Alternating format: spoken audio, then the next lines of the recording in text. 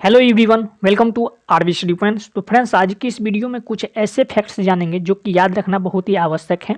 तो आइए वीडियो को प्रारंभ करते हैं। तो देखिए दोस्तों, हमारा पहला फैक्ट्स है, एक अंक की सबसे छोटी संख्याएं कितनी होती हैं? एक होती हैं। कितनी होती है? एक होती हैं। इसी प्रकार से एक अंक की सबसे बड़ी संख्या कितनी होगी? 9।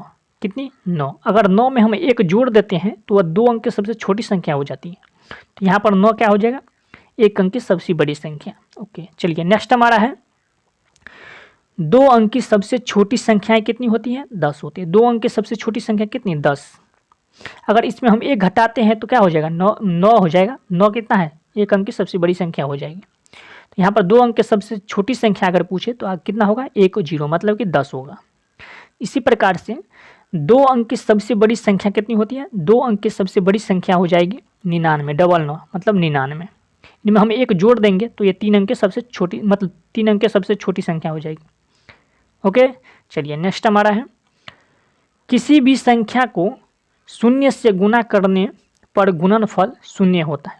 कोई भी संख्या को अगर हम शून्य से गुना करेंगे तो वह संख्या क्या हो जाएगा? उसका गुणनफल शून्य हो जाएगा। जैसे यहाँ पर देखिए, अगर हम 50 को शून्य से गुना करेंगे तो यहाँ पर शून्य हो जाएगा। ओके, अगर हम 64 को शून्य से गुना करेंगे तो कितना हो जाएगा? शून्य हो जाएगा। इसी प्रकार से आप किसी को, कोई भी संख्या को अगर शून्य से गुना करते हैं तो वो क्या हो जाएगा? शून्य हो जाएगा। ओके, चलिए नेक्स्ट हमारा है, नेक्स्ट हमारा देखिए, किसी भी संख्या को शून्य से भाग देने पर भागफल अनंत होता है। क्या होता है? अनंत होता है। किसी भी संख्या को शून्य से भाग देंगे तो उसका भागफल क्या होगा? अनंत। इसे इंग्लिश में इन्फिनिटी कहते हैं। ओके, चलिए नेक्स्ट हमारा है, किसी भी संख्या को 1 से गुना करने पर गुणनफल दी हुई संख्याएं होती हैं। अगर कोई संख्या को अगर हम 1 से गुना करते हैं, जैसे यहाँ पर देखिए 5 को 1 से गुना करेंगे तो कितना देगा? 5 देगा, मतलब कि वही संख्या दिया ना। इसी प्रकार से अगर हम 64 को 1 से गुना करेंगे तो 64 ही होगा, तो ये दिया ना। इसी प्रकार से क्या होता है, किसी भी संख्या को अगर 1 से गुना करेंगे तो वही संख्या हमें प्राप्त होगा। ओके, चलिए नेक्स्ट हमारा है, नेक्स्ट है, किसी भी संख्या में 1 से भाग देने पर भागफल दी हुई संख्याएं होती हैं।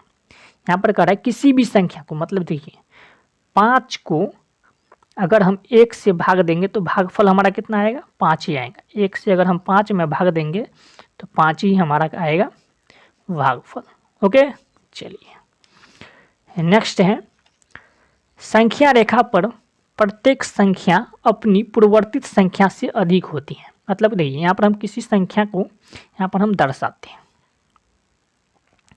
चलिए 0 हो गए, 1 2 3, इसी प्रकार से -1 -2, इस तरीके से हम संख्या रेखा पर दर्शाए। तो यहाँ पर देखिए बोल रहा है कि संख्या रेखा पर प्रत्येक संख्या अपनी पूर्ववर्तित संख्या से क्या होती है? अधिक होती है। पूर्ववर्तित मतलब कि पिछली संख्या से अगली संख्या क्या होती है? अधिक होती है। इसी प्रकार से यहाँ पर 1 है तो इससे अधिक है 2।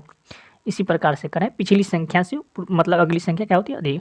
अधिक होती है, पूर्ववर्ती संख्या से अधिक होती है। चलिए नेक्स्ट हमारा है, नेक्स्ट है, सबसे छोटी पूर्ण संख्या क्या होती है? 0।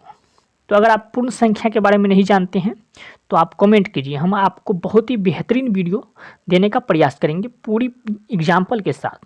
तो यहाँ पर देखिए, पूर्ण संख्या किसे कहते हैं? गिनती की संख्या में हम शून्य लगाकर गिनते हैं, जैसे 0 1 2 3 4 5, इस तरीके से अगर हम शून्य लगा गिनते हैं तो ये क्या हो जाएगा? पूर्ण संख्या हो जाएगा। तो यहाँ पर पूछ रहा है सबसे छोटी पूर्ण संख्या कितनी होती है? 0 होगी। कितनी होगी? 0 होगी।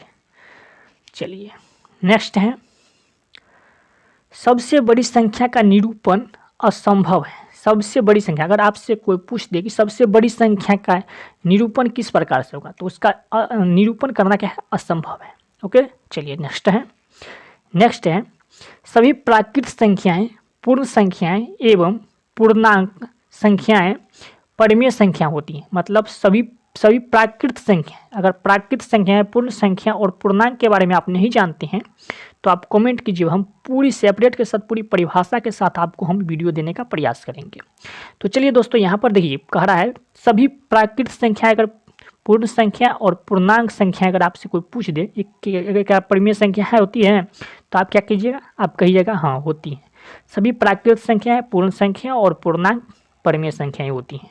ओके, और समझ में अभी आया हुआ। तो चलिए दोस्तों, मिलते हैं इसी तरीके के नेक्स्ट वीडियो में। अगर पसंद आया हो तो चैनल को सब्सक्राइब कर लीजिए और वीडियो को लाइक कर दीजिए।